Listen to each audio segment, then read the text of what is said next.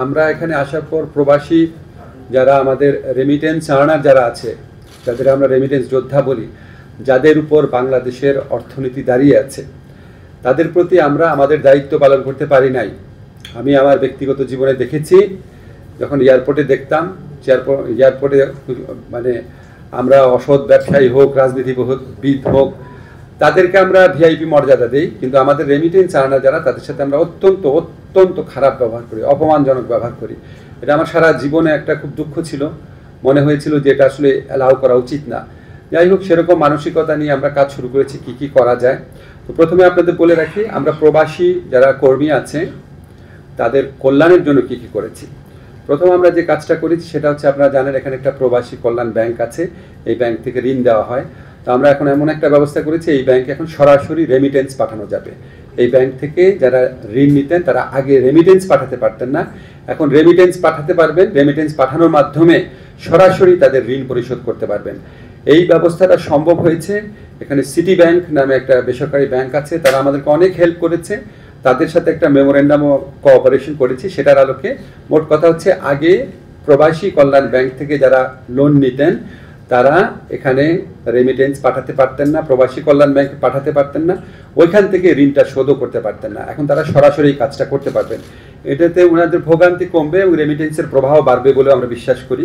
আমরা প্রবাসী কল্যাণ ব্যাংকের পাশাপাশি অন্য আরও 12টি বাণিজ্যিক ব্যাংক, দেশের সর্ববৃহৎ 12টি বাণিজ্যিক ব্যাংকের সাথে আলাপ করেছি।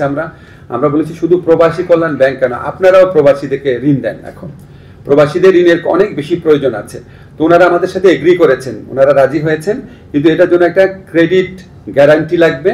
এটা বাংলাদেশ ব্যাংকের সাথে আমাদের যে সচিব মহোদয় আছে উনি কথা বলেছেন, বাংলাদেশ ব্যাংকের গভর্নর আছেন, উনি অত্যন্ত হেল্পফুল।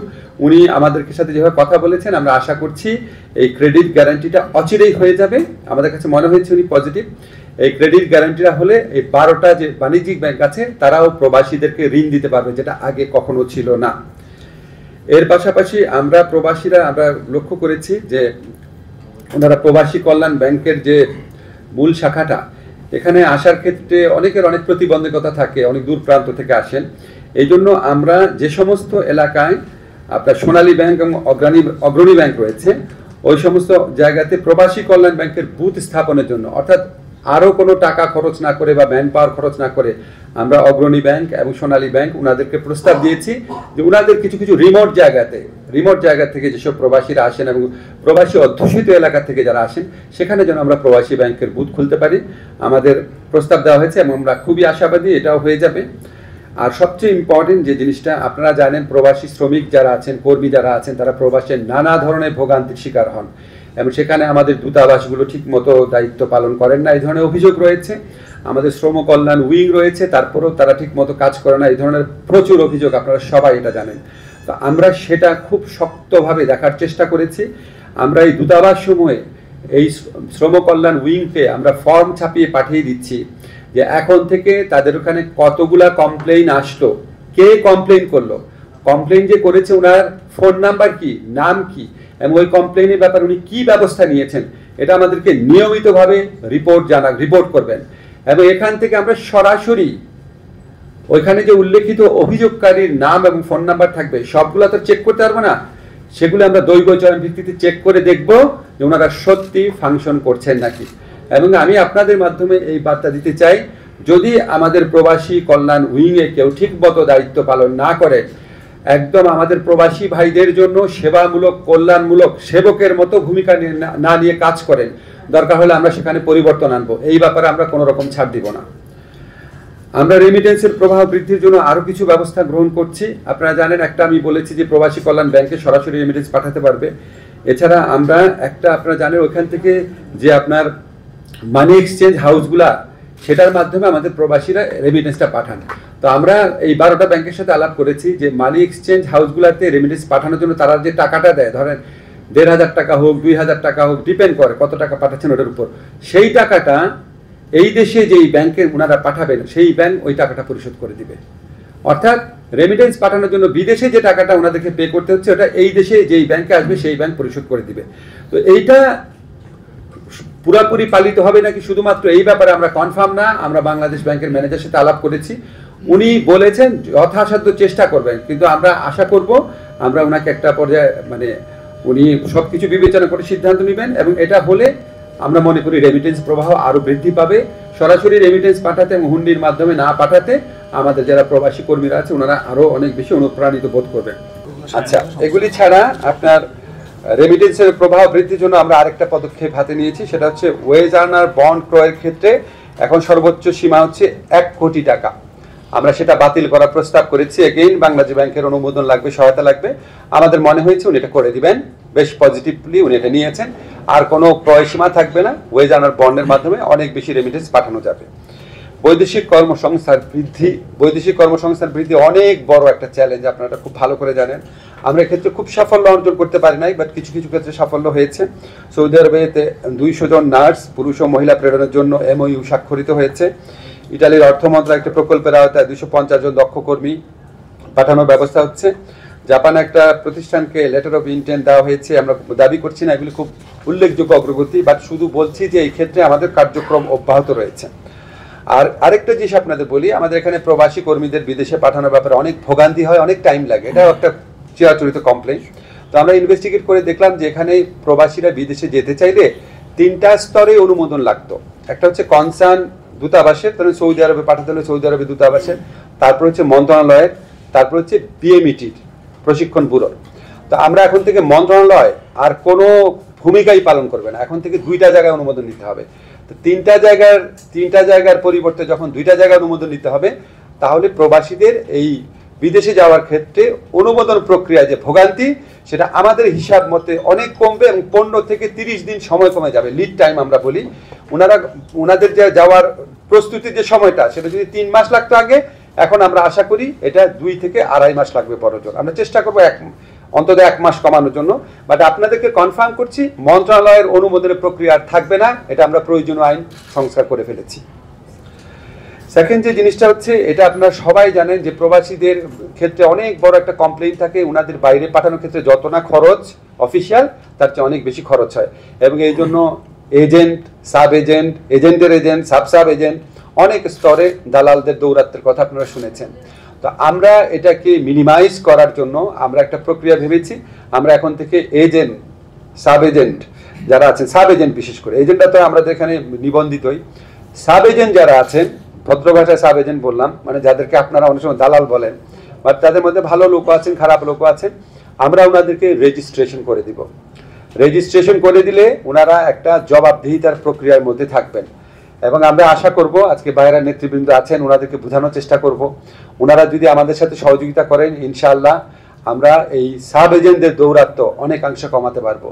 এই দৌরাত্ম্য কমানো গেলে বিদেশে যাওয়ার যে অহেতুক যে অতিরিক্ত টাকা দিতে হয়, সেটা কিছুটা হলেও কমবে, আশা করি অনেকাংশে করবে। এবং আমি আশা করি বাইরের নেতৃবৃন্দ আছেন, ওনারা সহযোগিতা করবেন, এটা আমরা করতে পারবো। আরেকটা জিনিস আমরা করার চিন্তা করছি, এবং এটা অবশ্যই করব, রিক্রুটিং এজেন্টদেরকে এখন আমরা সার্টিফিকেশন করব। ওনাদের পারফরমেন্সের ভিত্তিতে, ওনাদের অভিজ্ঞতার ভিত্তিতে, ওনাদের পাস্ট রেকর্ডের ভিত্তিতে আমরা ওনাদেরকে ক্যাটাগরাইজ করব, যে ক্যাটাগরি এ রিক্রুটিং এজেন্ট হচ্ছে এটা, ক্যাটাগরি বি হচ্ছে এটা, ক্যাটাগরি সি হচ্ছে এটা। সো এটা করলে ওনাদের মধ্যে পারস্পরিক প্রতিযোগিতা বৃদ্ধি পাবে, গুড প্র্যাকটিস বৃদ্ধি পাবে, এবং যারা ভোক্তা পর্যায়ে আছেন অর্থাৎ প্রবাসী কর্মী হিসেবে যারা যেতে চান, তারাও একটা নির্দেশনা পাবেন যে না, এই রিক্রুটিং এজেন্টের বিরুদ্ধে কমপ্লেন কম, এদের পারফরমেন্স ভালো। আমরা আশা করি এটা করার মাধ্যমে অভিবাসন প্রক্রিয়ায় পলিসি ইন্টারভেনশন করা যাবে, ভোগান্তি অনেক কমবে।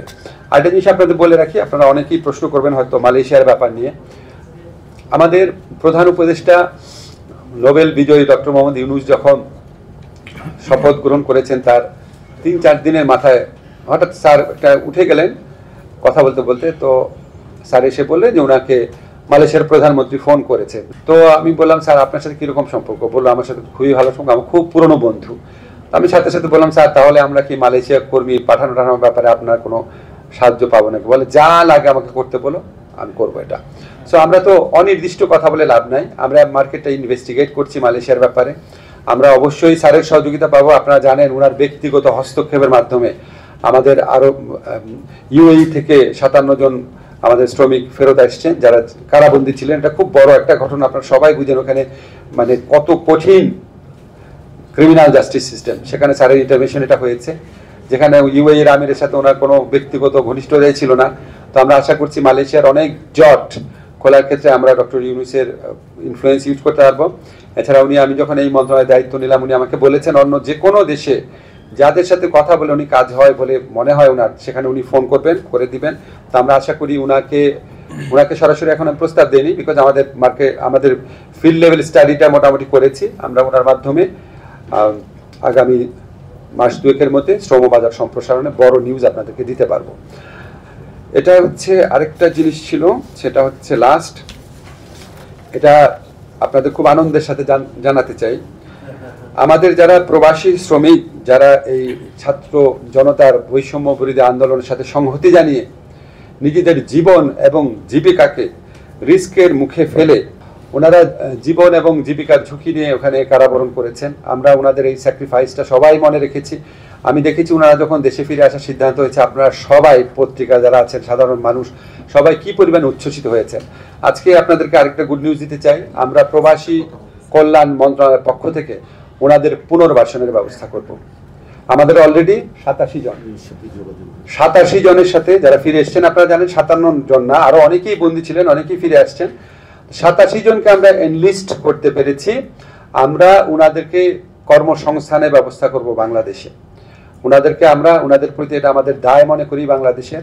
আমরা প্রবাসী কল্যাণ ব্যাংকের প্রবাসী কল্যাণ যে স্কিম আছে বিভিন্ন আমাদের মন্ত্রণালয়ের মাধ্যমে, আমাদের ব্যাংক আছে, আমাদের একটা ওয়েজ বোর্ড আছে, কল্যাণ বোর্ড আছে, আমাদের বিএমইটি আছে, যেখানে আমাদের মোট কথা আমাদের মন্ত্রণালয়ের মাধ্যমে তাদেরকে কর্মসংস্থান, মানে চাকরি হোক, ব্যবসার উদ্যোগ হোক, সেটার ব্যবস্থা করব।